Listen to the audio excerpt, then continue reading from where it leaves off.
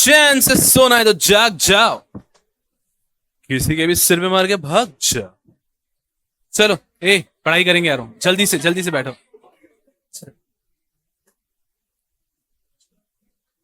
Yes हाँ, सबसे पहले एक अनाउंसमेंट है यार।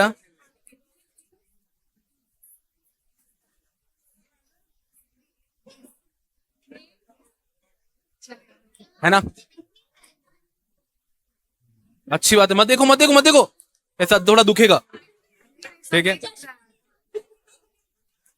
एक गुंडो संडे को, ठीक है ना।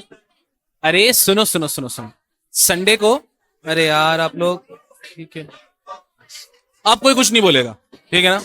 यस ठीक है, संडे को अपन लोग मिल रहे हैं 9 बजे लेक्चर के लिए, ठीक है ना। तो ये पहले से मैं बता रहा हूं, तो आप लोग वैसे तो क्या प्लान क्या ही बनाओगे, ठीक है। पर हम क्या मैंने क्या गोद ले लिया है क्या तुम सबको? लंच वंच नहीं लेकर आएंगे, अपना अपना खाना लेकर आना सब। संडे को 9 से 12:30 का हमारा लेक्चर रहेगा, ठीक है ना। 9 to 1 मान लो अभी, सेफर साइड पे। लंच आपको लेकर आओ, ठीक है, अपना अपना लंच गधो। 9 to 1 का हमारा लेक्चर रहने वाला है संडे को, ठीक है। मोस्ट लाइकली सैटरडे को मेरा लेक्चर नहीं रहेगा, तो आपको फिर 11:30 डायरेक्टली आना रहेगा। बट अगर कुछ शेड्यूल में चेंज होता है, some other teachers taking an extra lecture, तो I inform you on the group. But for the timing Sunday का लेक्चर इज फाइनल, ओके। चलो खेलो को ऐश करो, यप चलो। यस यार, क्या हाँ पहन लो पहन लो, सब ठीक। चलिए यारो, मैंने आपको लास्ट लेक्चर के अंदर एक होमवर्क दिया था, उस होमवर्क की पहले बात कर लेते हैं कि आप लोगों को ये याद होना चाहिए था जब आप यहां पर आए हैं। चलो तो होमवर्क की शुरुआत करते हैं हम। आप खा लो सर आराम से पहले, फिर आप जवाब देना शुरू करो। नहीं नहीं नहीं, आपको परेशान नहीं करता मैं। जो लोग नहीं भी खा रहे हैं जबरदस्ती, यस सर, के डोला रे डोला रे डोला रे। नहीं नहीं सर, यस आपको बताना है मुझको, net offer to public category के अंदर रिजर्वेशन कैसा रहता है एज पर 6(1) और 6(2)। इफ इट इज 6(1) तो नेट ऑफर टू पब्लिक, जो हम पब्लिक को नेट ऑफर करेंगे उस कैटेगरी के अंदर रिजर्वेशन कितना कितना किसके लिए रहेगा। यस सर, सब लोग अपने अपने मन में। यस सर बताइए जी, ठीक है। एनआई है किसको 10% सर? आपने इसमें डिफरेंशियल प्राइसिंग डाल दिया कि थोड़ा सा रात का डिफरेंशियल प्राइसिंग बचा है वो डाल देते हैं इसमें, कुछ तो अच्छा बन ही जाएगा। नहीं,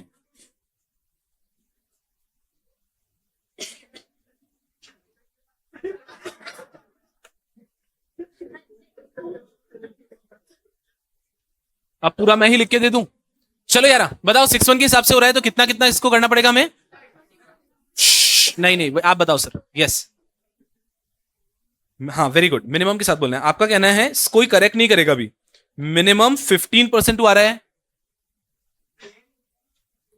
मिनिमम 15% यहां एंड मिनिमम 10% यहां, ऐसा कहना चाह रहे हो सर आप? ठीक है, उसके बाद में मैक्सिमम 50% यहां पे। और अगर मान लीजिए हमारा 6(2) के हिसाब से हो रहा है, उस केस में, अरे मुझे बनाने तो दो, तो उसके अंदर आप कह रहे हो मिनिमम 75 QIB को एंड देन क्या 10%, और इसका भी मैक्सिमम कितना 15%। कोई बात नहीं है, किसी का सफर कैसा भी हो, अगर वो मंजिल तक पहुंच जाए तो हमें कोई परेशानी नहीं है। Are we getting a fair idea? कोई प्रॉब्लम की बात नहीं है, ये याद ही करना पड़ेगा। इसके अंदर कोई ऐसा बहुत लॉजिक नहीं लगा पाओगे, ये आपको याद ही रखना पड़ेगा। इसका लॉजिक बस इतना सा लग सकता है, 6(1) मतलब it's a compliant company which is complying with all the provisions. If a company is complying with all the provisions, then we are saying कम से कम 35%, इट्स ओके, कोई प्रॉब्लम नहीं, कम से कम 35% तो हमें RII को देना ही होगा if it is a compliant company. अगर सर हम RII को 45, 55, 65 देना चाहते हैं, दे दो, कोई रोक नहीं रहा है। If it's a compliant company minimum 35 has to be given to RII। अगर ये देना चाहती है तो ये 85 तक भी RII को दे पाएगी, क्यों 85 तक की? बिकॉज एनआईआई को कम से कम 15 तो देना जरूरी है। क्या कह रहा हूं, समझ में आ रहा है? क्यूआईबी को आप 0 भी दो तो कोई प्रॉब्लम नहीं है। क्यूआईबी को आप मैक्सिमम देंगे 50%। अपर कैप है क्यूआईबी के लिए, कोई लोअर कैप नहीं है। If you are going by 6-1, if a company is a compliant company, SEBI has no problem, आप पूरा का पूरा आरआईआई और एनआईआई को दे दो। Are we understanding? सिंपल है। तो ये है minimum 35, minimum 15 and maximum 50% to QIB. Logic समझ में आ रहा है? बिकॉज 6-1 मतलब it's a law compliant company, इसने वो 3 करोड़ 1 करोड़ 15 करोड़ सबको कंप्लाई करके रहा है। 6-2 मतलब नॉन लो कंप्लाई कंपनी, ये 3 करोड़ 1 करोड़ 15 करोड़ को कंप्लाई नहीं करे हुए आई है, तो इनका कहना है कम से कम आपको 75 तो क्यूआईबी को देना ही पड़ेगा। अगर आप मिनिमम आपको क्यूआईबी को 75% देना ही पड़ेगा। सर इतना देना ही पड़ेगा? हाँ, बिकॉज कंपनी लॉ कंप्लायंट नहीं है। अगर आप 75 क्यूआईबी को दे देते हो, फिर बचा हुआ आप आरआईआई एनआईआई को दे सकते हो। तो यहां पे मैक्सिमम आरआईआई को कितना मिल पाएगा? 10, और यहां पे मैक्सिमम एनआईआई को कितना मिल पाएगा? 15। ये जब भी आप पढ़ो इसको देख के रीड मत करो, एक पेंसिल लेके पेन लेके इसको लिख दो। अगर आप पूरा लिख पा रहे हो करेक्ट तरीके से, देन इट इज वंडरफुल, कोई प्रॉब्लम नहीं है। दोनों जगह पे याद रखना है मिनिमम कहां है। अगर मिनिमम का प्रोविजन आपने याद रख लिया तो अपने आप मैक्सिमम आपको ध्यान रह जाएगा। और ऐसे याद रख सकते हो, if the company is a super law compliant company तो कम से कम 35 आरआईआई को, if a company is a non law compliant company तो मिनिमम 75% क्यूआईबी को। मिनिमम के लॉजिक से आपको याद रह सकता है, बैलेंसिंग फिगर लिख दो। और एनआईआई कितना अच्छा है, वो व्यक्ति जिसको सुख दुख से कोई फर्क ही नहीं पड़ता है, 15, बस एक जगह मिनिमम एक जगह पे मैक्सिमम। इजी इजी याद रखना। ये हो गया net offer to public category. इसके अंदर जो करेक्शन था वो कर लिया था जी।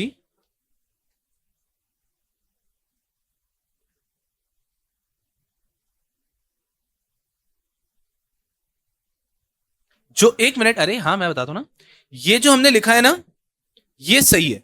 अब उधर जो एरर है उसको हम सेट कर देंगे, पर ये जो हमने लिखा है ये एकदम 100% राइट है। चल अब हम आ जाते हैं यहां पे, इन्होंने क्या लिखा है।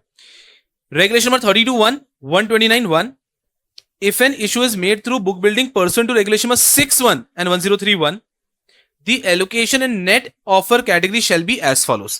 कि अगर हमने किया है 6(1) 1031 के हिसाब से, 6(1) मतलब आईपीओ, 1031 मतलब एफपीओ, अगर उसके अंदर हम लॉ कंप्लायंट है, एफपीओ में तो एक ही एलिजिबिलिटी है ना, if the company has changed its name in preceding 1 year, the company's revenue का at least 50% should be from activity suggested by the new name। तो ये आता है एफपीओ के केस में। अगर वो एक कंडीशन हमने कंप्लाई की है तो हम इसके हिसाब से अलॉटमेंट करेंगे। Issue made through book building process pursuant to 6(1) 1031, आपने चॉइस से अपने मन से बुक बिल्डिंग मैकेनिज्म लेकर आ रहे हैं, तो उस केस में not less than 35% to RII, बिल्कुल सही है। रुकते हैं, not less than 15% to NII. तो इसका मतलब हो गया मिनिमम 35% आरआईआई को देना है, मिनिमम 15% एनआईआई को देना है, क्योंकि आपकी कंपनी एक लॉ कंप्लायंट कंपनी है। व्हेन वी आर सेइंग कि हम 6(1) 1031 को कंप्लाई कर रहे हैं, means we are law, rather law compliant भी नहीं बोलना चाहिए, मुझे कहना चाहिए प्रॉफिटेबल कंपनी हो। और सुनना, इसको याद मत रखो, ये सिर्फ समझने के लिए है। प्रॉफिटेबल मतलब आपका प्रॉफिट का एवरेज 15 करोड़ है, आपका नेटवर्थ भी, आपके पास नेट टेंजिबल एसेट भी है, it's a profitable company. If it's a profitable company, net worth भी पॉजिटिव है, सब कुछ अच्छा है, तो उस केस में कम से कम 35% आरआईआई को दो, कम से कम 15% एनआईआई को दो, और क्यूआईबी को देना है तो दो। लेकिन अगर कम से कम 35 और 15 रख दोगे तो बैलेंसिंग फिगर क्यूआईबी को मैक्सिमम भी आप कितना दे पाओगे? 50। ये बैलेंसिंग फिगर आया है,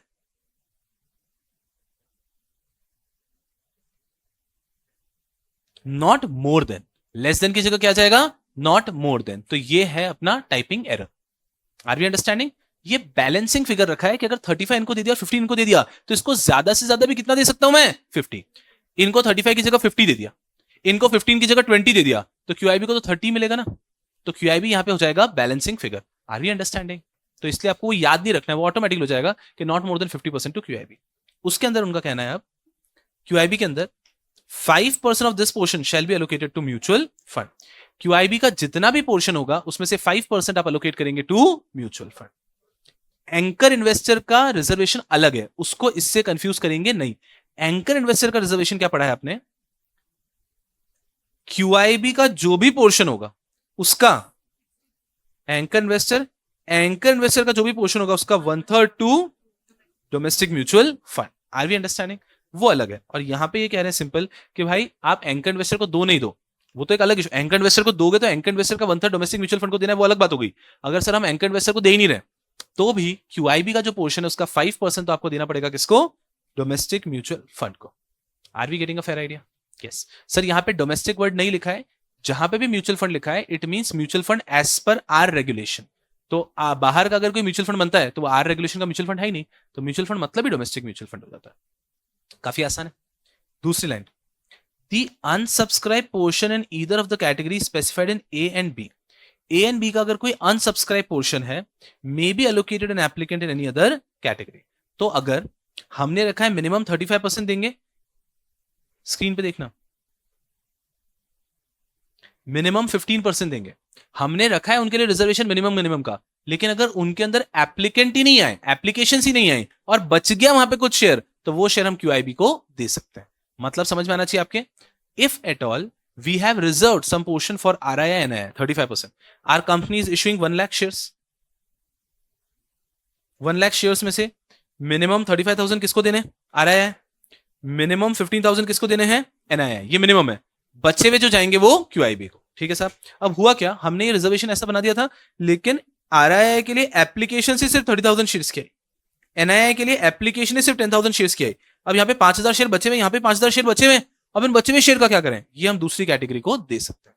तो प्राइमरी रिजर्वेशन आपको रखना है, लेकिन अगर वो रिजर्वेशन की जरूरत आपको ऐसा है कि आपने प्राइमरी रिजर्वेशन रखा था लेकिन उस रिजर्वेशन के हिसाब से एप्लीकेशन से नहीं आई, तो आप दूसरी कैटेगरी को दे सकते हैं।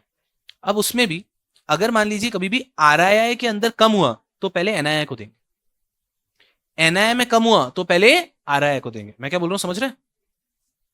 मान लीजिए 35,000 शेयर्स यहां पे रखें, यहां पर शेयर्स रख दें उन्होंने 15,000, तो आप इसको इस प्रकार से समझ लो कि यहां पे 35 के लिए 30,000 एप्लीकेशन ही आई है और यहां पर आ गई 20,000 एप्लीकेशन, तो यहां पे 5,000 एक्स्ट्रा है ना, और यहां पे 5,000 शेयर्स एक्स्ट्रा बचे हैं, तो ये यहां से यहां हो सकता है। इसको हम एक वर्ड बोलेंगे स्पिल ओवर। स्पिल ओवर का मतलब हो गया कि अगर किसी कैटेगरी के अंदर शेयर्स बच गए और किसी कैटेगरी के अंदर एप्लीकेंट बचे तो हम उसको स्पिल ओवर करके इधर का इधर एडजस्ट कर देंगे। Are we understanding this? थोड़ा थोड़ा अभी जाएंगे हम लोग बेर एक्ट पे भी, कोई टेंशन की बात नहीं है। पहले हम ये दोनों के लिमिट्स को याद कर लेते हैं। In an issue made through book building process pursuant to 62102, यहां पे was it elective book building और कंपलसरी बुक बिल्डिंग? कंपलसरी। यहां पे आपको ऑप्शन नहीं मिला। You were a non profitable company. When I say non profitable मतलब 3 करोड़ 1 करोड़ 15 करोड़ और 1 ईयर, ये वाली कंडीशन आप कंप्लाई नहीं कर पाए, तो ऐसी अगर आप कंपनी है तो उसको कंपलसरी बुक बिल्डिंग में आना पड़ा। तो issue made through book building, यहां पे not less than 75% has to be allotted to QIB. कम से कम 75% आपको किसको अलॉट करना पड़ेगा? क्यूआईबी को। उसका जो भी होगा वो 5% जाएगा म्यूचुअल फंड के पास, और not more than 10% to RII, not more than 15% to NII. अब अगर क्यूआईबी को दे रहे हैं आप 75%, तो बैलेंसिंग फिगर 25% इन लोगों को मिल रहा है। तो बैलेंसिंग फिगर होगा इन लोगों के लिए। अब हो सकता है उनको मिले नहीं मिले, लेकिन बैलेंसिंग फिगर उन लोगों को मिल रहा है, जिसमें 10% से ज्यादा आप नहीं दे सकते आरआईआई को, 15% ज्यादा नहीं दे सकते एनआईआई। और वापस अनसब्सक्राइब पोर्शन है तो इधर का उधर एडजस्ट करना allowed. Every student has to before going in depth of these limits, chart वापस एक बार बना रहा हूं, ये आपको याद ही होना चाहिए। 6-1 के हिसाब से हो रहा है, 6-2 के हिसाब से हो रहा है। 6 मतलब आईपीओ, तो याद रखना इजी हो जाता है। अगर 6-1 के हिसाब से हो रहा है मतलब our company is a very law compliant company, so at least 35% to RII, NII, बस इतना। अगर आप 6-2 के हिसाब से कि नहीं यार हम वो कंप्लाई नहीं कर पा रहे हैं condition, then at least 75% to QIB, ये पहले लिख लेना है, तो कंसेप्ट क्लियर हो जाता है। And then balancing figure fill कर दो। अगर 35-15 हो चुका है तो बचा कितना? 50, so not more than 50% to QIB. अब यहां पे भी यही आएगा, नॉट मोर देन, और एनआईआई हमेशा 15 ही है, तो इजी हो जाता है। एंड देन बैलेंस में क्या हो जाता है 10 to RII. Are we understanding? यहां पे 5% आता है टू म्यूचुअल फंड, यहां पे भी 5% आएगा टू म्यूचुअल फंड। थोड़ा थोड़ा एकदम क्लियर है? यहां पे कोई सवाल? यहां पे अभी तक। Yes sir. बेयर एक्ट के अंदर जाएंगे तो और ज्यादा डिटेल में देख सकते हैं कि उसके अंदर भी उन्होंने कैटेगरी बना दी है अमाउंट के हिसाब से कि ये अमाउंट से ऊपर वालों के लिए इतना, ये अमाउंट से नीचे वालों के लिए इतना।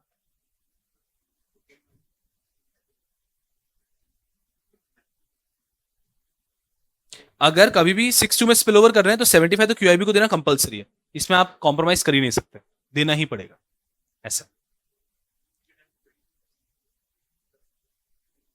कोशिश वही करनी है। स्पिल ओवर में जनरली आप लिमिट्स को वॉयलेट कर सकते हो। स्पिल ओवर का मतलब है कि हमने रिजर्वेशन तो दिया था पर ये इसमें लोगों का एक्स्ट्रा बच गया तो हम एक्स्ट्रा दे रहे हैं।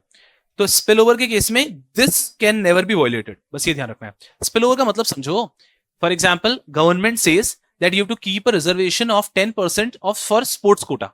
कॉलेज को बोल दिया है कि आपको 10% स्पोर्ट्स कोटा का रिजर्वेशन रखना है। कॉलेज के अंदर 100 सीट्स है, इसका मतलब होता है कि हर साल एडमिशन में 90 seats open, 10 seat sports quota रहेगी। लेकिन अगर स्पोर्ट्स कोटा की एप्लीकेशन ही 6 ही तो फिर बची हुई 4 सीट आप ओपन को दे सकते हो। सो यहां पे लॉ डज नॉट से कि आपको 10 देना जरूरी है, 10 का रिजर्वेशन देना जरूरी है। तो अगर हमने रिजर्वेशन दिया था 35 का 15 का लेकिन उसमें एप्लीकेशन ही नहीं है तो हम बाद में स्पिल ओवर के अंदर एडजस्ट करना अलाउड है। लेकिन ये वाली लिमिट स्पिल ओवर के अंदर भी आप एडजस्ट नहीं कर सकते। क्यूआईबी को 75% देना ही पड़ेगा अगर आप 6-2 में आ रहे हैं, क्योंकि ऑल्टरनेटिव एलिजिबिलिटी है ना वो, तो कि आपको क्यूआईबी को 75% देना ही है। क्योंकि अगर यहां पे स्पिल ओवर अलाउ कर दिया, कैसा वाला कि अगर क्यूआईबी के एप्लीकेशन नहीं आए हैं तो कोई बात नहीं, आरआईआई को दे दो, तो फिर बात ही खत्म हो जाएगी। कंपनी नॉन प्रॉफिटेबल भी है और वो आरआईआई को अलॉटमेंट कर देगी। सो ये जो लिमिट है ये कभी भी नॉन नेगोशिएबल लिमिट है, this is the strictest limit. क्योंकि ये लिमिट हम पहले भी एक बार पढ़ चुके थे कि अगर आपका ऑल्टरनेटिव एलिजिबिलिटी आता है जिसमें आप मेन कंडीशन को कंप्लाई नहीं करते तो कंपल्सरीली आपको 75% क्यूआईबी को अलॉट करना पड़ेगा। तो ये नॉन नेगोशिएबल है, बाकी सब लिमिट्स मोरलेस नेगोशिएबल होती है। प्राइमा फेसी फर्स्ट हिट में आपको यही देना है, लेकिन अगर बाद में स्पिल ओवर की जरूरत है तो आप कर सकते हैं। मैं क्या कह रहा हूं सबको समझ में आ रहा है क्या? This limit can never be violated. Yes यार। हाँ, जहां पे भी एटलीस्ट लिखा है मतलब आपको उतना देना ही है रिजर्व करके उनके लिए, बस बैलेंसिंग फिगर है। जैसे कि फर्स्ट केस में 35% आ रहा है तो आप 40 दे दो, कोई प्रॉब्लम नहीं है। एनआईआई को 15 आप 20 दे दो, तो 40 20 60 दे दिया तो फिर क्यूआईबी के लिए सिर्फ कितना बचेगा 40। ऐसा इजी एकदम। अभी गुड़िया चलो, आप किसी भी एक्चुअल कंपनी का भी, हम ऑफर डॉक्यूमेंट इमीडिएटली ओपन नहीं कर रहे, थोड़ी और प्रोविजन पढ़ने के बाद ओपन करेंगे। किसी भी कंपनी का ऑफर डॉक्यूमेंट देखोगे तो आपको दिखेगा आराम से कि ये किसको किसको अलॉट कर रहे हैं, ऐसा प्रपोर्शन वो खुद ही देते हैं।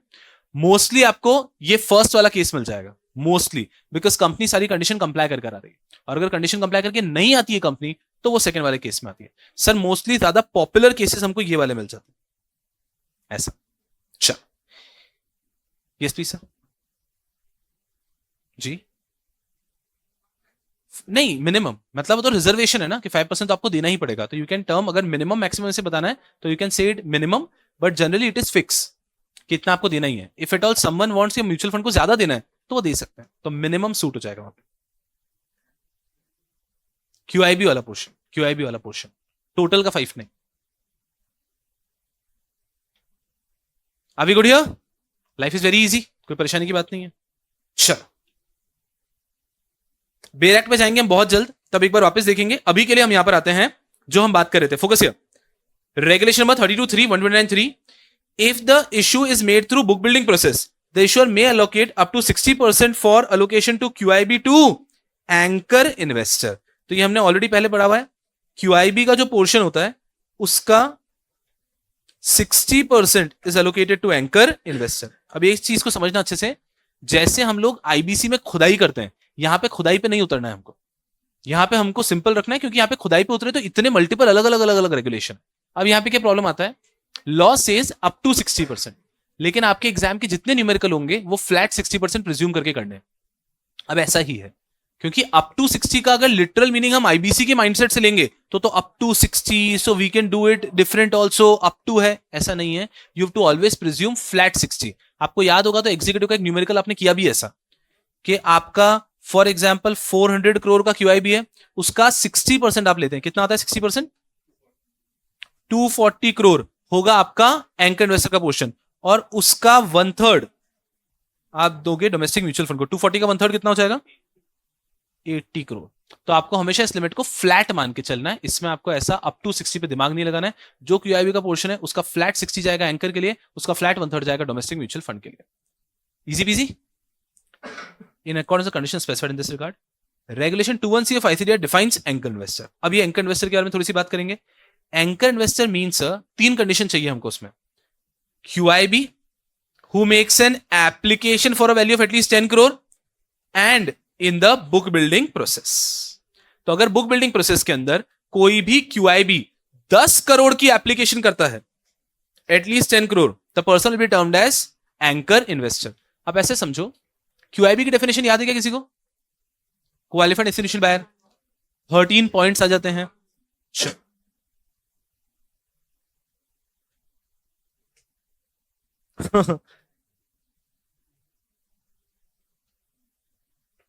एक लो बस, मुझे बताओ यहां पे कौन था?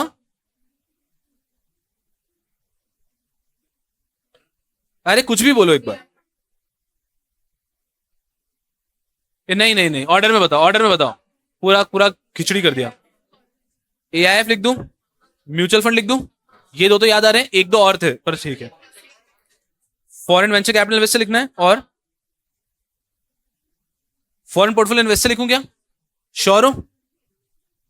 कैटेगरी 1 2 कहना है आपको? नहीं, हमें कुछ भी नहीं कहना है, ठीक है। Other than individual family trust. चलो, उसके बाद में दो तो आपका जीवन में पीछे नहीं छोड़ रहे। उसके बाद में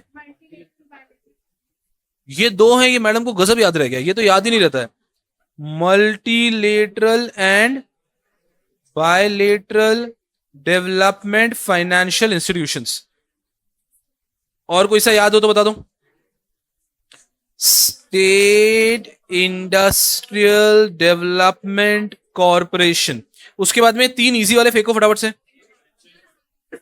insurance companies under IRDA, insurance funds set up and managed by army navy air force, insurance funds set up and managed by department of post. चलो, उसके बाद में pension fund and provident fund with a minimum corpus of 25 CR। Very good. Systematically important. और कुछ? National investment fund by government of India, ऐसा कुछ है। 13 लोग हो गए क्या? 1 2 3 4 5 6 7 8 9 10 11 12 13। अच्छी बात है 14 नहीं हो गए। कभी कभी कोई टॉपिक अगर साल भर बात करते हैं तो हम प्रोफेशनल में 14 लिखेंगे हम। So these are 13 QIB. Specific लोग, शांति लोग, ज्यादा अमेंडमेंट नहीं आती, यही लोग चल रहे हैं। सुना सुना सुनो, बस बस अब यहां पे आ जाओ। दीज आर 13 लिस्ट, लेकिन इसके अंदर भारत में 1300 लोग भी कवर हो सकते हैं ना, क्योंकि when I say scheduled commercial bank then all the banks are covered here. तो दिस इज अ ह्यूज ऐसा ओवरव्यू ऑफ द लिस्ट। ये 13 लोग होते हैं क्वालिफाइड इंस्टीट्यूशनल बायर के अंदर। इनमें से कोई, ये ऑलरेडी बड़े बड़े लोग हैं, इनमें से कोई किसी कंपनी का बुक बिल्डिंग इशू हो रहा है, उसमें अगर 10 करोड़ या उससे ज्यादा का एप्लीकेशन दे देता है तो उस व्यक्ति को हम बोलते हैं एंकर इन्वेस्टर। कोई एक शेड्यूल कमर्शियल बैंक है, उसने किसी कंपनी के बुक बिल्डिंग के अंदर 15 करोड़ का एप्लीकेशन दे दिया, एंकर इन्वेस्टर। कोई शेड्यूल फाइनेंशियल, हमारा शेड्यूल फाइनेंशियल हो गया, शेड्यूल कमर्शियल बैंक हो गया, उसकी इंश्योरेंस कंपनी है, इंश्योरेंस कंपनी ने किसी के अंदर आईपीओ एफपीओ के अंदर 15 करोड़ का एप्लीकेशन दे दिया, वो हो गया एंकर इन्वेस्टर। तो एंकर इन्वेस्टर मतलब इनमें से कवर्ड लोग होने चाहिए। Any QIB who makes an application for at least 10 crore और more in a book building issue. Sir fix price issue में कुछ नहीं होता। There is no concept of anchor investor and fix price issue. Anchor investor का concept आता ही है book building issue के अंदर। Are we understanding? ये अगर मेन बोर्ड है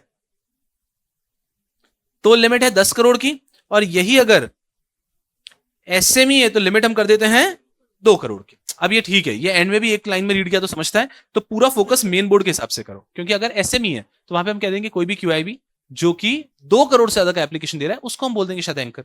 तो 2 करोड़ वाले प्रोविजन पे ध्यान नहीं देना है, सबसे पहले पूरा फोकस इसी पे रखना है, क्या होता है anchor investor. Anchor investor means a qualified institutional buyer who makes an application for at least 10 crore in a public issue on the main board through book building process in accordance with these regulation, or makes an application for a value of at least 2 crore for an issue made in accordance with chapter 9 of these regulation. तो chapter 9 में अगर किसी ने 2 करोड़ का भी application दिया है तो वो हो जाता है एंकर इन्वेस्टर. हम मेन बोर्ड पे ध्यान देते हैं अभी. In an issue made through book building process the allocation in NII category shall be as follows. ये उन्होंने ऐसे ही एंकर इन्वेस्टर की बात बता दी, एंकर इन्वेस्टर का रिजर्वेशन भी बता दिया. अब ये आ रहे हैं एनआईआई के ऊपर. सर एनआईआई के ऊपर मतलब ये जो हमने एनआईआई को 15% दिए ना, इस एनआईआई के अंदर इंटरनल बाइफर्केशन. चलो ऐसे पहले मुझे एक बार बताओ कि ये होते कौन है? RII, NII, QIB. ये हैं investor at the time of public issue. जब एक कंपनी का पब्लिक इशू हो रहा है तब इन्वेस्टर की ये 3 कैटेगरीज बना दी जाती है. सिर्फ कब बनाई जाती है? At the time of public issue. एक बार कंपनी का आईपीओ एफपी हो गया तो उसके बाद में इतना कैटेगराइज नहीं करते, लेकिन आईपीओ के टाइम पे इस कैटेगरी का महत्व सबसे ज्यादा है. आप सबको पता है क्यूआईबी का मतलब क्या होता है? वो जो 13 पॉइंट्स में कवर्ड लोग हैं वो क्यूआईबी है. बहुत क्लियरली डेफिनेशन दे रखी है उन्होंने. ये 13 लोग क्यूआईबी हैं. मुझे बताओ वो इंक्लूसिव डेफिनेशन या एग्जॉस्टिव डेफिनेशन?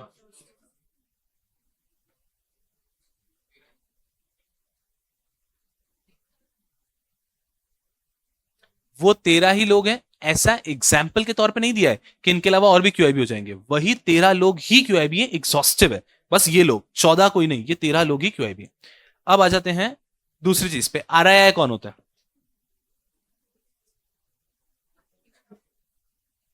अबे 2 लाख 2 लाख क्या बोल रहे हो? बताओ ना. एक व्यक्ति 2 लाख के लिए अप्लाई करता है कुछ भी. A person who makes an application up to 2 lakh rupees, जो 2 लाख रुपए तक एप्लीकेशन दे रहा है. मैं 10 कंपनी में अप्लाई कर रहा हूं, 1.5 लाख 1.5 लाख 1.5 लाख 1.5 लाख 1.5 लाख 1.5 लाख 1.5 लाख 1.5 लाख टोटल में. जब 10 कंपनीज के अंदर 1.5 लाख रुपए अप्लाई कर रहा हूं, टोटल 15 लाख रुपए इन्वेस्ट कर रहा हूं. मैं आरआईआई हूं या नहीं? Yes, it is company specific. बता रहा हूं ना, पब्लिक इशू के हिसाब से जज किया जाता है. मेरा टोटल इन्वेस्टमेंट कितना है ये रेलेवेंट नहीं है. मैं इस कंपनी के लिए आरआईआई हूं, हो सकता है किसी और कंपनी के लिए मैं आरआईआई नहीं होऊंगा. मैं एप्लीकेशन करता हूं 1.5 लाख का इन एक्स लिमिटेड, 5 लाख का इन वाई लिमिटेड. एक्स लिमिटेड के अंदर मैं आरआईआई हूं, वो मुझे आरआईआई की नजरों से देखेंगे. उनके शेयर होल्डर की कैटेगरी में I am a retail individual share holder, retail individual investor. So it means एक कंपनी के अंदर अगर आप 2 लाख से कम के लिए अप्लाई करते हो तो आप बन जाते हो आरआईआई. यहां पे मैं फेस वैल्यू लूंगा, इशू प्राइस लूंगा, क्या लूंगा? फेस वैल्यू के हिसाब से लेंगे क्या? नहीं, इशू प्राइस. मैं जितना पैसा लगा रहा हूं उसके हिसाब से, तो इशू प्राइस के हिसाब से होगा. Are you all with me? इसमें मार्केट प्राइस का रेफरेंस क्यों नहीं होता है? बिकॉज ये बाइफर्केशन किया जाता है at the time of public issue. ऐसा नहीं बोलेंगे कि रिलायंस का मैं क्या हूं, कठिन है तू, फिर तो वो डेली चेंज हो सकता है ना. मान लो मेरे पास रिलायंस के एक्स नंबर ऑफ शेयर्स हैं, आज वो 1,90,000 के हैं, कल वो 2,10,000 के हैं, तो बार बार चेंज होगा. तो इसके लिए मैंने कहा कि इस बाइफर्केशन का महत्व, इंपॉर्टेंस कब है? At the time of public issue. तो मैं अगर आईपीओ में अप्लाई कर रहा हूं 2 लाख तक के लिए तो मैं आरआईआई, 2 लाख से ज्यादा तो मैं आरआईआई कैटेगरी से बाहर आ जाता हूं. Very easy. दूसरा आरआईआई का महत्व है रिटेल के आगे आई का मतलब क्या है? इंडिविजुअल. तो यहां पर क्या होगा? इंडिविजुअल. इंस्टीट्यूशंस यहां पे नहीं आएंगे, यहां पर कौन आएंगे? इंडिविजुअल्स. ठीक है सर, तो ये भी हो गया अप टू 2 लाख वाले. अब आता है एनआईआई. एनआईआई सबसे अजीब लोग, उनका कोई डेफिनेशन ही नहीं है. सोचो कि आपने कभी पढ़ा है कि एनआईआई का definition? It is very difficult to define NII. So from understanding point of view it is very easy. People say it generally 2 lakh के ऊपर वाले एनआईआई. तो उसको आसान तरीके से ऐसा बोला जा सकता है कि जो आरआईआई में भी स्ट्रिक्टली कवर नहीं हुए और जो क्यूआई में भी स्ट्रिक्टली कवर नहीं हुए वो एनआईआई में फिट इन हो जाते हैं. तो एनआईआई की बहुत एप्ट, बहुत अप्रोप्रिएट डेफिनेशन नहीं दे रखी है. लेकिन मुझे अगर ऐसे ही आपको बताना है तो ये तो समझ में आ रहा है ना कि एकदम छोटे इन्वेस्टर्स आरआईआई में जा रहे हैं, एकदम बड़े इन्वेस्टर्स क्यूआईबी में जा रहे हैं. ये जो मीडियोकर लेवल पे इन्वेस्टर्स है ये आ रहे हैं एनआईआई के अंदर. इसको एचएनआई से कंफ्यूज मत करो. एचएनआई का भी ये प्रॉब्लम है कि उनको भी प्रॉपर्ली डिफाइन नहीं किया गया. High net worth individual, HNI, they are also not properly defined. They are also defined as per the need. जैसी हमको जरूरत होती है वैसा डेफिनेशन दे देते हैं. तो कुछ लोगों का कहना है, कुछ लोगों लॉ में नहीं लिखा है कुछ लोगों का कहना है कि 2 लाख से कम वाले RII, 2 लाख से ज्यादा वाले HNI, बस उनका मन। तो उन्होंने कह दिया कि एक कंपनी में 2 लाख से कम वाले हो जाएंगे RII, 2 लाख से ज्यादा हो जाएंगे HNI। ये कुछ लोगों का कहना है। कुछ लोगों का क्या कहना होता है कि मेरा टोटल इन्वेस्टेबल सरप्लस कितना है, उसके बेस पे एक लिमिट दे देंगे 5 करोड़। अगर मेरा टोटल इन्वेस्टेबल सरप्लस 5 करोड़ से ज्यादा है तो मैं HNI। तो इसका लॉ ने दी हुई कोई डेफिनेशन नहीं होती HNI की। तो हम एग्जाम में जनरली HNI वगैरह का भी यूज नहीं करते, ये हमें न्यूज़पेपर वगैरह में मिल जाएगा बस, हाई नेटवर्थ इंडिविजुअल HNI। तो लॉ के अंदर HNI is not appropriately defined. अब हम लोग आते हैं NII के ऊपर। ये जो हमने अभी बाइफर्केशन देखा उसमें NII को 15% दिया हुआ है। अगर 6-1 के हिसाब से हुआ है तो मिनिमम 15%, 6-2 के हिसाब से हुआ है तो मैक्सिमम 15%। इसमें इंटरनल बाइफर्केशन है। अब ये उसकी बात हो रही है।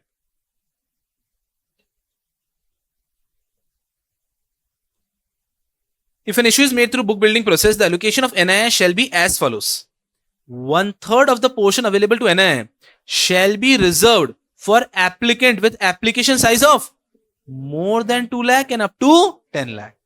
जो भी NII का कंपोनेंट होगा उसका 1/3 हम 2 लाख से 10 लाख के बीच वालों के लिए रखेंगे। सो 2 लाख से कम वालों के लिए वो तो RII में गए ना, ऐसा माना जा रहा है। अब इसको ओवर एनालाइज नहीं करना है इंडिविजुअल और इंस्टीट्यूशन के नाम से, नहीं करना है। उन्होंने कैसे बोल दिया कि सिंपल 2 लाख से कम वाले इधर आ गए, 2 लाख से 10 लाख वालों के लिए हमने NII का 1/3 रखा है, और 2/3 of the portion available to NII shall be reserve for applicant with application of more than 10 lakh. तो NII के अंदर भी इंटरनल बाइफर्केशन रखा है उन्होंने। NII कैटेगरी का 1/3 will be for 2 lakh to 10 lakh and 2/3 will be for more than 10 lakh. तो मान लीजिए एक कंपनी का 100 करोड़ का पब्लिक इशू आ रहा है, तो ऑफर जो पब्लिक इशू का कंपोनेंट है वो 100 CR है। 100 CR में से 15 CR उनका रिजर्व हो चुका है फॉर NII। तो उस 15 CR में से 5 CR दिया जाएगा उन एप्लीकेंट्स के लिए जिनका एप्लीकेशन है बिटवीन 2 लाख टू 10 लाख, और 100 करोड़ है तो 10 करोड़ दिया जाएगा उन लोगों को जिनका application value is more than 10 lakh, लेकिन वो QIB में कवर्ड नहीं हो रहा। ऑब्वियसली अगर आप QIB में कवर्ड होंगे तो आप दूसरी कैटेगरी में चले जाओगे ना। तो 10 करोड़ से ज्यादा है पर आप QIB के अंदर कवर्ड भी नहीं। मैं क्या बोल रहा हूं, समझ में आ रहा है क्या? इजी है एकदम, कोई लोड नहीं है, एकदम मजे से। चल अब आपके लिए थोड़ा सिंप्लीफाई करने के बाद आगे बढ़ेंगे। यहां तक पहले हम आ जाएंगे फिर आगे बढ़ेंगे। However, spillover is allowed. The unsubscribed portion either of the subcategory specified in A or B may be allocated to applicant in the other subcategory। कि हमने ये जो 1/3 और 2/3 का बाइफर्केशन किया है, इसमें अगर कभी स्पिलओवर की जरूरत है तो हम कर लेंगे। स्पिलओवर का मतलब समझ रहे हैं ना, घर पे चाय बनी है, हमने ऐसे डायरेक्टली कर दी, अब 1 कप में ज्यादा 1 कप में कम हो गई है। अब हम क्या करें, अब हम ऐसे लेके चले गए, या तो जो अपने घर का कोई व्यक्ति उसको पहले ऐसे ऐसा कुछ कर देंगे, पर अगर हम ऐसा वहां पे पापा बोले क्या हुआ क्या हुआ, अरे यार कुछ नहीं हुआ पापा, वहां पे आता हूं मैं वापस, तो या तो आप वैसा कर देंगे, होता है ना घर वाले तब समझ ही नहीं आ रहा उनको क्या बोल रहे हैं, बोल रहे कम वाली चाय लो। द पॉइंट इज जस्ट कि अगर ऐसा क्या करो, अब या तो आप एक चम्मच लेंगे और एक चम्मच से धीरे धीरे स्पिल ओवर करने की कोशिश करेंगे और बराबर करने की कोशिश करोगे। बहुत अच्छा का एक और आइडिया आता है, बहुत ही खत्म बात है, ठीक है क्या बराबर हो गई। प्रॉब्लम यह है कि अगर चाय अच्छी बनी और ज्यादा कम हो गई फिर क्या करोगे? चलो अच्छी बात है, तो अगली बार मैं उदयपुर के घर पे तो नहीं जा रहा हूं, उदयपुर ने वहां से इशारा किया था। चलो आते हैं, बहुत बहुत बहुत अच्छी बात है। चलिए अच्छी बात यह है, नहीं यार उतना वहां नहीं जाते हैं कि एक ज्यादा एक इन्होंने कम कर दिया।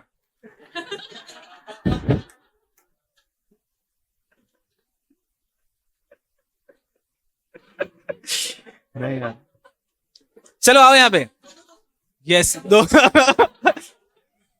चलो फिर वो जाके बाहर किसी और को जो बाहर से आए उनको शक्कर ये वाली गेम वाली। यार तुम यार मुझे पढ़ाने दो यार, कितने गंदे लोग हो यार तुम, छी। चलो आते हैं यहाँ पे, चलिए लाइफ इज वेरी इजी। तो NII का जो इंटरनल तो बाइफर्केशन 1/3 2/3 उसके अंदर इंटरनली भी स्पिल ओवर अलाउड है, इंटरनली स्पिल ओवर भी अलाउड है और एक्सटर्नल तो अलाउड है ही से।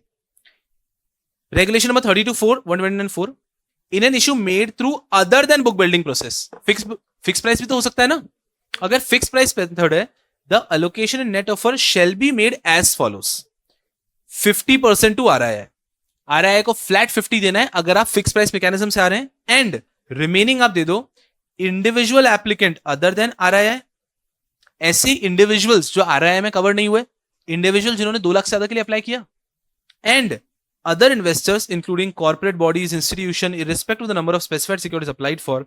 However, the unsubscribed portion either of the category may be allocated to applicant of other category. जहां पे भी ये लाइन आती है ना, आप बस याद रखो स्पिल ओवर। इस पॉइंट पे ओवर थिंकिंग नहीं करना है, इसको अगर ओवर एनालाइज किया तो मेन प्रोविजन हिलते हैं एकदम मजे से। कोई भी प्रकार का बाइफर्केशन है, हर एक कैंड में एक लाइन आ जाएगी that the unsubscribe portion in either of the categories can be allocated to applicants of other category. The unsubscribed portion of either of the category can be allocated to the applicants of other category. इसकी का ही word है spillover, तो spillover हर जगह पे allowed है बस। It may be noted that if RII is entitled to more than 50 of the issue size on a proportionate basis, the retail individual investor shall be allocated that higher percentage. ये भी समझना थोड़ा मुश्किल है। इनका कहना है अगर कभी ऐसा कुछ हो रहा है कि RII are deserving more than 50 of the issue size on a proportionate basis, कि अगर हम प्रोपोर्शनेट बेसिस पे कर रहे हैं और आरआईआई को 50 से ज्यादा मिल रहा है, तो उस केस के अंदर रिटेल इंडिविजुअल इन्वेस्टर को वो हायर परसेंटेज दिया जाएगा। अब ये कैसा है, राइट इशू कंपोनेंट को पिक्चर में लाना पड़ेगा और फिर आपको ये कंपेयर करना पड़ेगा कि अगर कभी भी आपका राइट इशू कंपोनेंट भी आ रहा है और आरआईआई को उसके अंदर आप थोड़ा एक्स्ट्रा देना चाहते हो, तो राइट इशू के हिसाब से अगर एक्स्ट्रा मिल रहा है तो आप एक्स्ट्रा दे सकते हो। अगेन रुकते हैं अभी, रिजर्वेशन ऑन कॉम्पिटिटिव बेसिस पे जाने के पहले जो भी हमने पढ़ा इसको अच्छे से समराइज करना पड़ेगा। चलो 100% फोकस यहां पे। The topic is net offer to public. एक एक करके मैं चीजों को लिख रहा हूं, जस्ट टेल मी कि आप हर एक पॉइंट से अग्री करते हो या नहीं करते हो। सबसे पहला पॉइंट,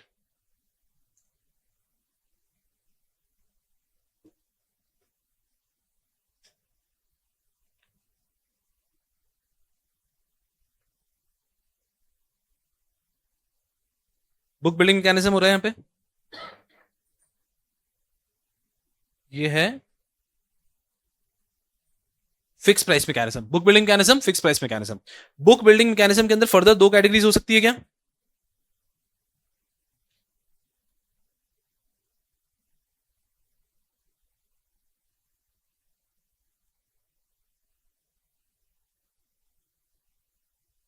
सही है, फिक्स प्राइस में तो ऐसी कोई कैटेगरी हो ही नहीं सकती है।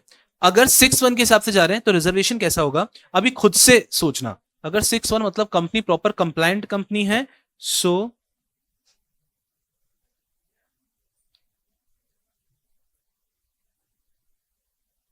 सही है।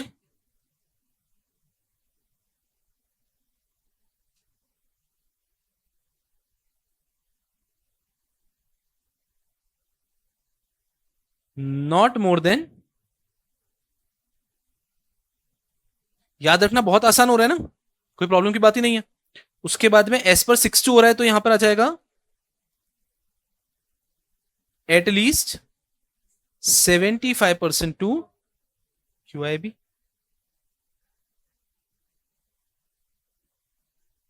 Not more than how much, a how much,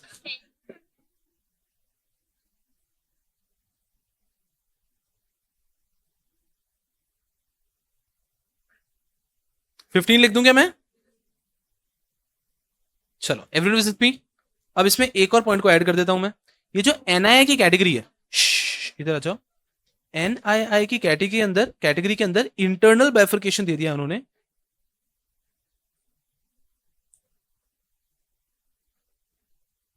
सही है, 1/3 और 2/3 का बाइफर्केशन आ गया। 1/3 विल बी फॉर एप्लीकेंट्स जिनका एप्लीकेशन वैल्यू है बिटवीन, इसको यहीं पे याद रखने की कोशिश करो। आप ये मत सोचो कि इसको हम बाद में एंड में याद रखेंगे। फंडिंग ऐसा है कि वो बहुत सारी चीजें याद रखने की होगी, क्वेश्चन वाइज है, तो यहीं पे याद रखते हुए जाओ। ये हो गया 2/3, जो बचा हुआ 2/3 होगा, सॉरी, उसमें रहेगा एप्लीकेंट्स जिनका एप्लीकेशन वैल्यू है, ठीक है। 10 लाख वाले भी उधर है या क्या है, फिर सिर्फ मोर देन है? मोर देन है क्या? तो 10 लाख इक्वल टू हटा दूं मैं यहां से, तो 10 लाख वाले पहुंच जाएंगे ऊपर वाली कैटेगरी में, ऐसा, ठीक है सर। मोर देन 10 लाख, तो मोर देन 10 लाख वाले आ गए 2/3 वाली कैटेगरी के अंदर। ये सिंपल है, सेम कॉपी पेस्ट यहां पे भी हो जाएगा। 1/3 2/3 ये रहेगा 2 लाख से 10 लाख, और यहां पे हो जाएगा मोर देन 10 लाख। इजी है। चलो और क्या पॉइंट मिस कर रहे हैं हम, 5% वाला। फिर एक प्रोविजन आ जाएगा, जो भी QIB का पोर्शन है उसका 5% has to be reserve for mutual fund. एकदम अस्थि में हो गया, ठीक है। स्पिल ओवर वाला पॉइंट तो हर जगह ही आ रहा है, तो उसको हम बार बार लिखेंगे नहीं। फिर आता है फिक्स प्राइस मैकेनिज्म। अगर हमारा इशू कर रहे हैं फिक्स प्राइस के हिसाब से, तो उनका कहना है सीधा एटलीस्ट 50 लिखूं क्या? देखो एक बार वहां पे एटलीस्ट 50 या फ्लैट 50 है। मिनिमम तो एटलीस्ट हो गया ना, है ना? तो एटलीस्ट 50 दिख रहा है, कोई प्रॉब्लम ही नहीं है। एटलीस्ट 50% हमको देना है टू आ रहा है, एकदम सिंपल। अगर फिक्स प्राइस मैकेनिज्म पे आ रहे हो तो कम से कम 50 आ रहा है को दो। सर अगर हमें उससे ज्यादा देना है दे दो, आप फिक्स प्राइस के अंदर जैसे देना है दे दो, कोई प्रॉब्लम नहीं है। कम से कम 50 आपको देना होगा आ रहा है को। एटलीस्ट 50 आपने आ रहा है को दे दिया। अब रिमेनिंग जो है, अब इसमें इन्होंने कॉम्प्लिकेट नहीं किया है कुछ, QIB ये वो। रिमेनिंग भाई आपको जिसको देना है दे दो। रिमेनिंग में आप दे सकते हो इंडिविजुअल मोर देन 2 लाख वालों को भी, क्योंकि ये 2 लाख से ज्यादा वाले RI में तो आएंगे नहीं। या फिर आप चाहो तो कॉर्पोरेट्स को, कंपनीज को, एंटिटीज को एक्सेट्रा, इन लोगों को भी दे सकते हो जो कि इंडिविजुअल भी नहीं है। तो जो इंडिविजुअल है तो यहां पर आ गए, कंपनीज को, बैंक्स को, किसी को भी देना है आपको, सब यहां पर आ गए आपके। इन अ वे आई कैन से कि आपका RI यहां पर आ गया याद रखने के लिए, NII यहां पर आ गया और QIB यहां पर आ जाएगा। लेकिन ऐसा है नहीं, ये सिर्फ याद रखने के लिए आप ऐसा कर सकते हो, बाकी ऐसा कुछ नहीं है। सिंपल कि RI के लिए अप टू 50% कर दिया है और रिमेनिंग आप दे दो इंडिविजुअल मोर देन 2 लाख वालों को संभालो, और कॉर्पोरेट्स, कंपनीज एक्सेट्रा का भी दे सकते हैं। Isn't this very easy? अब उसके बाद में मैं क्या रहता हूं, स्पिल ओवर यहां भी अलाउड है, स्पिल ओवर यहां भी अलाउड है, स्पिल ओवर यहां भी अलाउड है। स्पिल ओवर तो हर जगह पे अलाउड है ना। एग्जाम में ये नहीं लिखना spill over is allowed. Exam में क्या लिखेंगे, the unsubscribed portion of one particular category can be allotted to applicants of some other category। कि एक जगह का अगर अनसब्सक्राइब पोर्शन है तो उसको हम दूसरे जगह पे अगर एप्लीकेंट्स हैं तो उनको हम दे सकते हैं। लेकिन ये बात मन में याद रखना कि ये नॉन नेगोशिएबल होता है, यहां कभी भी नहीं होता है स्पिल ऑफ। ये QIB को कम से कम 75 देना कंपलसरी। इतना तो क्या ठीक है, जरूरत नहीं पड़ेगी। Are we going good? ये पहला पॉइंट हो गया। पहले पॉइंट में किसी को कोई डाउट आ रहा है तो पूछ लो, यहाँ पे स्ट्रेट फॉरवर्ड लिमिट्स है, ठीक है यार। दूसरा पॉइंट,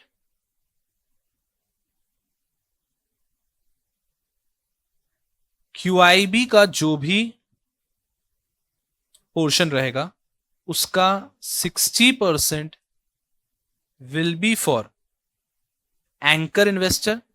एंकर इन्वेस्टर का जो भी पोर्शन रहेगा उसका 1/3 will be for domestic mutual fund. Easy PG. इससे ही सवाल आ जाता है कि एंकर इन्वेस्टर कौन होता है।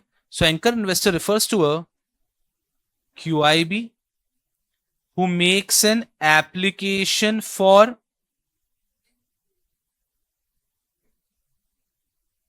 $10 crore or more in a book building issue। Simple. और अगर मुझे लिखना ही है तो मैं लिख देता हूं ऑन अ मेन बोर्ड। तो जो व्यक्ति ये चारों कंडीशन को, 3 है मोस्टली, इन कंडीशन को कंप्लाई कर लेता है तो उसको हम कहते हैं एंकर इन्वेस्टर। एंकर इन्वेस्टर की डिटेल प्रोविजन हम लोगों ने पहले पढ़े, यहां पर तो सिर्फ नाम की बात है, ठीक है सर। तो एंकर इन्वेस्टर का भी पूरा सब कुछ हो गया, बस दैट्स इट। ये सब चीजें हमने भी पढ़ी। कहीं कोई चीज परेशान करके पूछ सकते हो? Yes sir.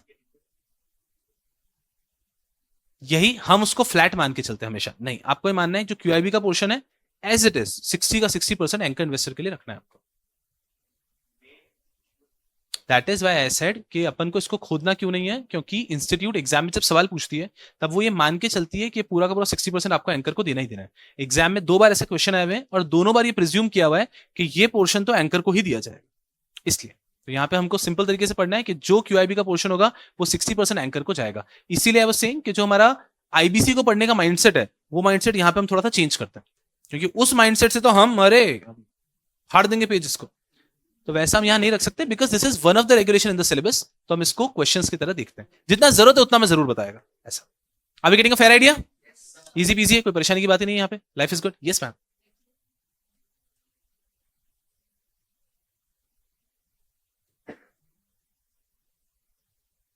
ये वाली लाइन की बात कर रहे हैं। ये लाइन ये कह रही है अगर मान लीजिए कंपनी कभी भी राइट इशू कर रही है और राइट इशू अगर कंपनी कर रही है तो उस केस के अंदर तो जो रिटेल कॉम्पोजिट इशू है, राइट इशू हो रहा है, जो रिटेल इंडिविजुअल इन्वेस्टर्स हैं उनको टोटल का ज्यादा मिल रहा है, 50 नहीं मिल रहा है, उससे ज्यादा मिल रहा है, तो उससे अब ज्यादा दो, कोई प्रॉब्लम तो है ही नहीं।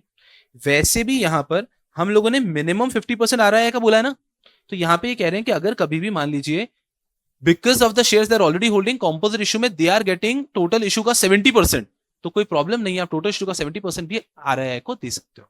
आई read the line, it may be noted that if RII category is entitled to more than 50% of the issue size, उनको इशू साइज के 50% ज्यादा का एंटाइटलमेंट मिल रहा है, on a proportionate basis the RII shall be allotted that higher percentage, तो उनको उसका हायर दो, कोई प्रॉब्लम नहीं। ऐसा आज अगर राइट इशू हो रहा है, हमारी कंपनी में एग्जिस्टिंग 60% है आरआईआई और 40% है क्यूआईबी, जस्ट एन एग्जांपल, तो जब हमारा राइट इशू का कंपोनेंट आएगा तो उसका भी 60% आरआईआई को ऑफर होगा और 40% क्यूआईबी को ऑफर होगा ना, कोई प्रॉब्लम नहीं है। हायर रेशियो अगर कभी भी बन रहा है तो हायर दे सकते हो, ये क्यों इतना दिमाग लगाने की पॉइंट नहीं, क्योंकि ऊपर वैसे भी उन्होंने मिनिमम बोला हुआ है, तो हायर देने में वैसे भी कोई परेशानी नहीं। Yes please sir.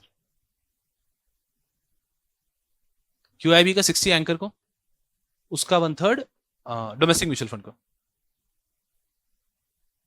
वो 1/3 वाला यहाँ पे कहीं लिखा नहीं है, बट हाँ वो प्रोविजन एग्जिस्ट करता है अभी भी, इन्होंने chosen not to write it up. अगर न्यूमेरिकल आ जाता है तो वो यूजफुल रहेगा, अदरवाइज ज्यादा डायरेक्ट तो लिखा तो ठीक है, नहीं तो कोई बात। अमेंडमेंट नहीं है, ऐसा कुछ नहीं है कि अमेंड हो गया और 1/3 हट गया, ऐसा कुछ भी नहीं।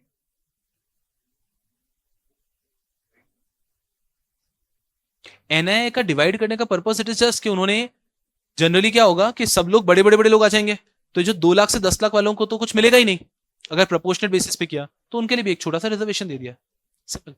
चलो यारों संभालेंगे अपने आप को, यस चल चल चल चल, इधर आओ सर, हम संभालना नहीं चाहते।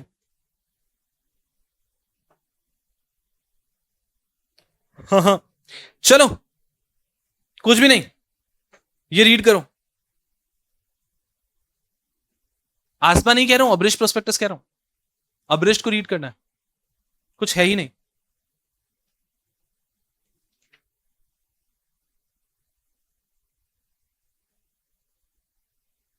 Yes sir. Fix price issue के अंदर राइट इशू हो सकता है, हाँ ना, राइट इशू तो हमेशा फिक्स प्राइस इशू होता है ना।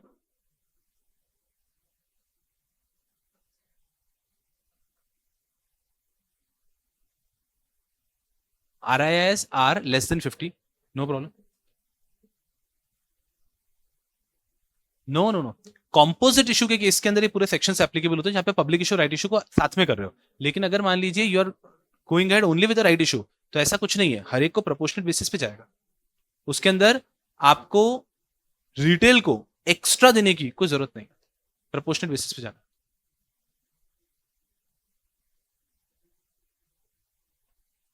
वापस क्वेश्चन, ऑल द इश्यूज। एक गुंडे कुछ भी नहीं दे रखा है ना, यस, तो आप लोग कहां खो गए, इधर आओ। Abrish prospectus, Abrish means summary. The abridged prospectus shall contain the disclosure as specified in Part E of Schedule 6 of SEBI ICDR regulation and shall not contain any matter which are extraneous to the content of offer document. इनका कहने का मतलब क्या है, कहां पे आता है abridged prospectus, ये लास्ट लाइन में, every application of distributed by the issuer or any other person in relation to the issue shall be accompanied by abridged prospectus. इसका मतलब होता है ये हम बनाते हैं हमारा prospectus, जो याद है हमने ऑफर डॉक्यूमेंट का पूरा गेम खेला था कि ऑफर डॉक्यूमेंट हमने सेबी को दिया, इतने दिनों के अंदर सेबी ने अप्रूवल दिया, फिर हमने उसको आरओसी के पास रजिस्टर कर दिया, फिर पब्लिक को दिया। तो ये जो प्रोस्पेक्टस है this might run into hundreds of pages. आप एग्जांपल ले लो कि ये है 400 पेजेस का, और मैंने क्लास में ओपन किया हुआ है, हमने देखा है, ऐसा नहीं 400-500 पेज के होते हैं ऑफर डॉक्यूमेंट, कोई बड़ी बात नहीं है। अब ये 400 पेजेस का प्रोस्पेक्टस है, ये हम सबको सॉफ्ट कॉपी में भेज देते हैं, मेल कर दिया, जहां जहां रिक्वायर्ड है हमने सेबी की वेबसाइट पे, अपने वेबसाइट पे अपलोड कर दिया, you can download it up and see it up. लेकिन उसके बाद में हमारा एक होता है application form. Application form is for what 3-4 pages, application form is hardly for 3 to 4 pages. This is a form which a person has to fill to buy the shares. Simple है कि अगर हमें शेयर्स खरीदना है तो application form भरना है। आजकल तो सब इलेक्ट्रॉनिक हो चुका है, तो you do it all electronic, but अगर हम बात करते हैं फिजिकली भी, तो फिजिकली एक 4-5 पेज का एप्लीकेशन फॉर्म होता है जो लोग भरा करते थे। अब प्रॉब्लम क्या होती थी कि जनता बिना प्रोस्पेक्टस पढ़े सीधा एप्लीकेशन फॉर्म भर देती थी। क्यों? क्योंकि जनता बेवकूफ है। बस हमें कोई आके बोलता था कि करना है, मैंने आपको एक वीडियो भी दिखाया था बहुत पहले, शायद दिखाया था क्या, वो एक अभी नहीं दिखा रहा हूं मैं, नहीं मैंने दिखाया होगा, मैं उस वीडियो का नाम याद दिला देता हूं, नहीं तो आपने वीडियो देखा भी होगा। एक पानीपुरी वाले थे, दो वाटर बॉल्स वाले, दिखाया ना वीडियो, नहीं दिखाया क्या, एग्जीक्यूटिव में दिखाया था मैंने, ठीक है, तो वो वीडियो याद दिला देता हूं जिनको एग्जीक्यूटिव, अरे हाँ जो डायरेक्टली प्रोफेशनल में उनको भी दिखाएगा मैं, ठीक है जरा। उस वीडियो में क्या होता है, सिंपल, दो पानीपुरी वाले होते हैं, एक व्यक्ति आता है, उनकी कंपनी रजिस्टर करके उनका आईपीओ ले आता है एंड बहुत सारे करोड़ों रुपए लोगों से ले भी लेता है। तो वहां पे उन्होंने एकदम रियलिस्टिक बताया कि कैसे लोग अलाउ करते हैं, कैसे लोग अप्लाई करते हैं। एक व्यक्ति बैठा होता है, प्रसाद नाम होता है उसका, वो न्यूज़पेपर पढ़ता है ऐसी जगह बैठ के, और लोग आते हैं, प्रसाद भाई ये शेयर तो बहुत बढ़ेगा, and just this rumour start कि शेयर बहुत बढ़ेगा, शेयर बहुत बढ़ेगा, शेयर बहुत बढ़ेगा, and people start believing in it and people start buying shares up. तो ये रियल लाइफ में भी होता है। आप खुद ही सोचो, जो लोग के पेरेंट्स वगैरह कभी ट्रेड भी करते हैं, आप में से किसने अप्लाई किया होगा, कितनों ने प्रोस्पेक्टस पढ़ा है, जस्ट ये लोगों के कहने पे ये share is good, share is good, share is good, people apply. तो सेबी का कहना था कि सब तो फुद्दू है लोग, शेयर इज गुड का रूमर तो कोई भी क्रिएट कर सकता है ना, तो उसके लिए क्या करेंगे, हर एप्लीकेशन फॉर्म के साथ में हम प्रोस्पेक्टस की एक कॉपी देंगे। जब ये प्रोविजन बना तब तक फिजिकल कॉपीज प्रेवलेंट थी, अगर प्रोस्पेक्टस की कॉपी देंगे तो 400 रुपए का प्रोस्पेक्टस, ये 300 रुपए का हम क्या कॉपी देंगे साथ में, तो वहां पे कंसेप्ट लाया पड़ा कि प्रोस्पेक्टस पूरा मत दो, कैसा दे दो, अब्रिश्ड प्रोस्पेक्टस दे। तो an abridged prospectus has to be accompanied with every application form. अब अब्रिश्ड प्रोस्पेक्टस क्या होगा, ये मेन प्रोस्पेक्टस की समरी होगा, लेकिन आपको यह ध्यान रखना है कि कभी भी ऐसा नहीं होना चाहिए कि अब्रिश्ड प्रोस्पेक्टस में कंटेंट का मीनिंग ही बदल गया। So it should never be extraneous to the main prospectus. It should be in line with the main prospectus. It should make sense in the same way as like in the main prospectus. ऐसा नहीं होना चाहिए कि main prospectus में कुछ और abridged में कुछ और. So it should be in line. काफी easy है, मुझे लगता है मुझे आपको पढ़ाने की कोई जरूरत भी नहीं है। सिंपल abridged prospectus कंसेप्ट याद रह गया तो एग्जाम में आप लिख पाओगे आराम से। Abridged prospectus has to be accompanied with every application form. Easy. It should be in line with the main prospectus. It should not be extraneous with the main prospectus. Easy peasy. इसके बाद में एक last topic आता है आज का, आस्पा। हम लोग पहले पढ़ चुके हैं, वही चीज रिपीट टेलीकास्ट पे आती है। पहले मतलब बचपन में आप लोग एग्जीक्यूटिव में पढ़ चुके हैं, बट एज अ बेस हर एक चीज को वापस पढ़ रहे हैं हम लोग। ASBA, application supported by blocked amount. ASBA stands for application supported by blocked amount. आजकल तो पता है ना, आस्पा से भी एक कदम आगे आ चुके हैं हम, यूपीआई है, अब आस्पा भी पुराना हो चुका है। पहले था डीडी खेलना, फिर आ गया हमारा आस्बा, तब आस्बा एकदम ऐसा वो होता था कि एकदम पॉपुलर है। नाउ तो यूपीआई, अरे तूफान काम चल रहा है यूपीआई का। ASBA stands for application support by blocked amount which means an application for subscribing to public issue right issue along with an authorization to self-certified syndicate bank to block the application money in a bank account. Application supported by application supported by blocked amount.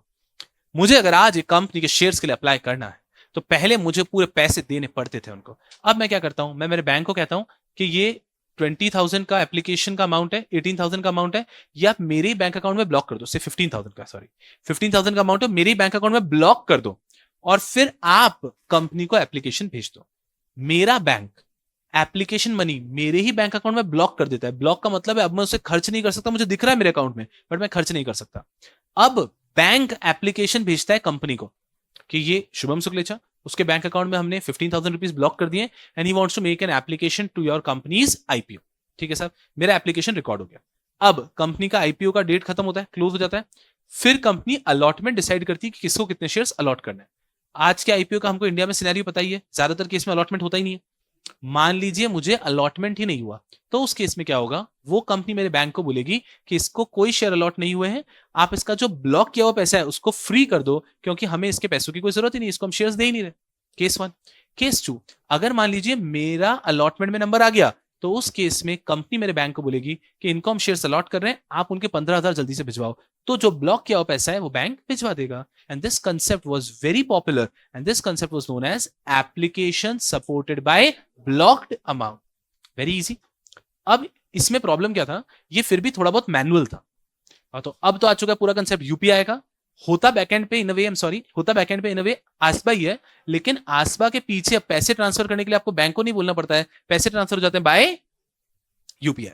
तो आप अपने UPI app से phone पे, जीपे, भीम, इससे आप 2 लाख तक के shares के लिए एप्लीकेशन दे सकते हो और वो आप ही के बैंक अकाउंट में इन अ वे ब्लॉक रहता है। चलता बैकएंड पे आसबा ही है और वो शेयर्स चले जाते हैं। इससे हो ये गया है 100% डिजिटल हो गया। नाउ शेयर्स में अप्लाई करना इज अ क्लिक का काम। चलो हम लोग आते हैं आसबा के बारे में। Under ASBA process, instead of moving the application money from bank to applicant, bank account of applicant in an IPO to the escrow account, instead of transferring my money to the escrow account of the bank, escrow account of the company, escrow याद आ रहा है ना, company भी पूरा पैसा उसके account में नहीं ले सकती जब तक वो 90% सारी कंडीशन कंप्लाई नहीं कर लेती है, तो कंपनी पैसा कहां लेती है, एस्क्रो में। Same is block in applicants own bank account, rather than transferring the money, now it is blocked in my own bank account, and if he receives shares in IPO, the same is released to the issuer company। अगर मुझे actually shares allot होते हैं तो मेरे bank से पैसा जाता है, अदरवाइज मेरे बैंक में ही पैसा रहता है और बाद में बस ये ब्लॉकेज हट जाता है। काफी आसान, कुछ है ही नहीं। चलो अगर एग्जाम में क्वेश्चन आ गया तो हमें क्या ज्ञान देना है। पहली चीज, the issuer shall accept bids using only the ASBA facility. आज की तारीख में आसबा हो चुका है mandatory. ASBA is not optional, ASBA is mandatory. क्या आसबा के मेथड से होगा, कोई कंपनी ये नहीं बोल सकती है कि नहीं तुम पूरे पैसे मुझको दो पहले, not allowed. So all the application will be received through ASBA only. Second, UPI which stands for Unified Payments Interface. It is an instant payment system on the mobile platform. वो हो, it offers interbank transfer between any two persons bank account, that is sending or receiving money in real time among banks in India.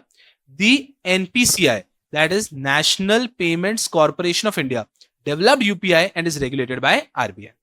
ये क्या है, उन्होंने एक नया जो concept है यूपीआई आपको बता रहे हैं। नाउ कोइंसिडेंटली हम लोग यूपीआई दिन में 2 बार यूज करते हैं, तो इसके लिए हम लोगों को यूपीआई के बारे में बहुत अच्छे से पता है, तो इसलिए इनके ज्ञान की जरूरत नहीं थी। बट फिर भी क्या क्या याद रखना चाहिए, यूपीआई का full form unified payment interface, UPI is developed by national payments corporation of India, ठीक है, and it is regulated by RBI, that we all know. तो यूपीआई ऐसा कंसेप्ट है। अब ये क्या कह रहे हैं आगे, SEBI views its circular dated this has introduced UPI in a phased manner as an alternate option for retail investor. Retail investor को एक alternative option दिया है UPI का। अब ये बहुत पुरानी बात हो गई, तो अभी आप देखोगे it is very old. As a substitute of ASBA to invest in IPO starting from January 1, 2019. January 1, हम 2024 में हैं, January 1, 2019 में नया नया कंसेप्ट लेकर आए थे UPI का। तब इनका कहना था कि अब UPI ASBA को रिप्लेस करेगा, बट UPI ASBA को 100% रिप्लेस नहीं करता है, वो सिर्फ एप्लीकेशन का मैकेनिज्म रिप्लेस करता है कि you had to go to your bank, fill the application form. अब वैसा नहीं है, अब आपको क्या करना है, सिर्फ अपने यूपीआई के थ्रू ब्लॉक कर सकते हो आप पैसा। तो होप बैकएंड पे आसबा ही रहे, ब्लॉक अमाउंट ही होगा, मनी ट्रांसफर नहीं होगा, ब्लॉक्ड ही रहेगा, सब कुछ सेम रहेगा, लेकिन डिफरेंस इतना सा है कि आप फ्रंट एंड पे rather than going to the bank you can go for UPI. तो 2019 से स्टार्ट हो गया था। The objective was eventually cut down the time consumed in listing of the company post closure of IPO T-day from 6 working days to 3 working days. तो उनका target था कि जिस दिन आपका आईपीओ क्लोज होता है उसके 3 दिन में लिस्टिंग करानी है। जब 2019 में उन्होंने स्टार्ट किया था तब 6 दिन में लिस्टिंग होती थी, तो उनका टारगेट है कि जिस दिन आईपीओ क्लोज हुआ उसके 3 वर्किंग डे के अंदर आपकी लिस्टिंग हो जानी चाहिए, ठीक है सर। देयर आफ्टर जुलाई 1, 2019, तो आप देखो जनवरी में उन्होंने स्टार्ट किया, जुलाई के अंदर payment through UPI was made mandatory. फिर जुलाई के अंदर उन्होंने पहले जनवरी में स्टार्ट किया, 6 महीने ऑप्शनल रखा, जुलाई से उसको कर दिया mandatory for retail investor in an IPO. After implementation of phase 3 SEBI circular, the listing of company will happen within 3 working days from the date of close of IPO. और अब वो 3 डेज को achieve भी कर चुके हैं। अब जिस दिन लिस्टिंग क्लोज होती है उसके 3 दिन के अंदर कंपनी लिस्ट हो जाएगी स्टॉक एक्सचेंज के अंदर, अनलेस सेबी ने कुछ एक्सेप्शनल लिए अलाउ कर रखा है। SEBI through it's circular on January 22, 2020 has made it mandatory that application for right issue shall be made only through ASBA facility. Sir ये सब देखा, इससे हमें क्या सीखने को मिला, इससे हमने क्या सीखा है समझना अच्छे से। इन्होंने पूरा आपको फेज 1, फेज 2, फेज 3 बताया, इतना डेप्थ में नहीं बताया, बट आपके लिए क्या काम की चीज है। पहले आसबा लाया गया था, पहले actually money used to be transferred, money transfer for share application होता था। आपको पता है एक अनफॉर्चुनेट सी बात, जो आप अकाउंटिंग एंट्री करते थे ना वो इसी की होती थी, bank account debit to share application, याद आ रहा है, बहुत सारे पैसा आ जाता था, फिर हम share application to share capital, securities premium and even वापस बैंक से रिफंड भी करते थे कभी कभी। तो ये जो पूरा होता है, फिर अगर पार्टली पेड अप है तो आप उसको आगे एडजस्ट करते थे, वो अलग ही रोना था पूरा। तो वो सब अब एग्जिस्ट ही नहीं करेगा ना, क्योंकि अब हम एप्लीकेंट से पैसा सिर्फ तब लेंगे जब उसको शेयर हम कर रहे हैं अलॉट। ठीक है साहब। तो पहले मनी ट्रांसफर था शेयर एप्लीकेशन के मेथड से, उसके बाद में आ गया आसबा, और अब आसबा से भी एक कदम आगे क्या चुका है, यूपीआई। सिंपल, इतना सा उन्होंने ज्ञान दिया, और उन्होंने कहा कि आज की तारीख में यूपीआई मैंडेटरी हो चुका है for public issue as well as right issue.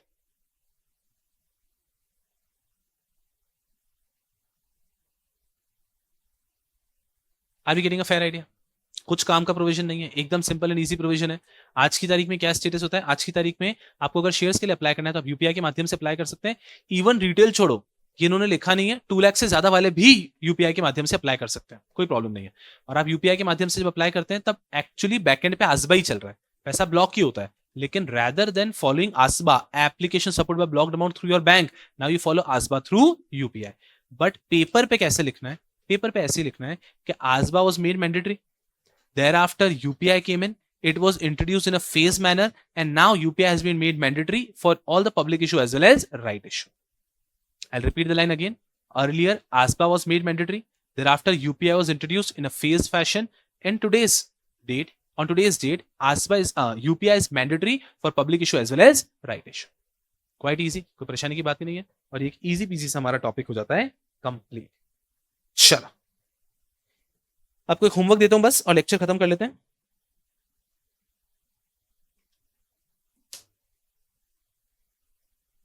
नहीं कुछ भी नहीं है, चलो खेलो को डैश करो। सुनो ना, एकदम इजी जा रहा है आईसीडीआर। अब आईसीडीआर के अंदर हम थोड़ा सा स्पीड पकड़ लेंगे। अभी तक हम लोग क्या कर रहे थे, हम लोग आईबीसी में कंफर्टेबल होना चाहते थे, तो आईबीसी में हम अच्छे से कंफर्टेबल हो रहे थे, अच्छे से डेप्थ में जा रहे थे। अब बहुत जल्दी हम आईबीसी का एक रिवीजन लेंगे जिसमें हम पूरे प्रोविजंस को अच्छे से रिवाइज करेंगे। So will be super solid, एक एक चीज कंप्लीट हो जाएगी। जैसे ही वो दिन आता है उसके बाद से हम फंडिंग के अंदर फ्लो थोड़ा सा स्पीड अप कर लेंगे। अभी तक हम we were going super slow, ऐसा will speed it up, and ICDR जैसे ही खत्म होता है फिर रियल लाइफ में फंडिंग का सिलेबस शुरू होगा। 60 में से एग्जाम में 10 मार्क्स तो आईसीडीआर का आ सकता है, तो आईसीडीआर भले रिपीट टेलीकास्ट है बट एग्जाम के लिए इंपॉर्टेंट है। रिमेनिंग 50 के लिए हमको कुछ नया पढ़ना है, वो सब हम पढ़ना शुरू करेंगे। खेलो को दैश करो, that will for this session, I am going to see you guys tomorrow, bye.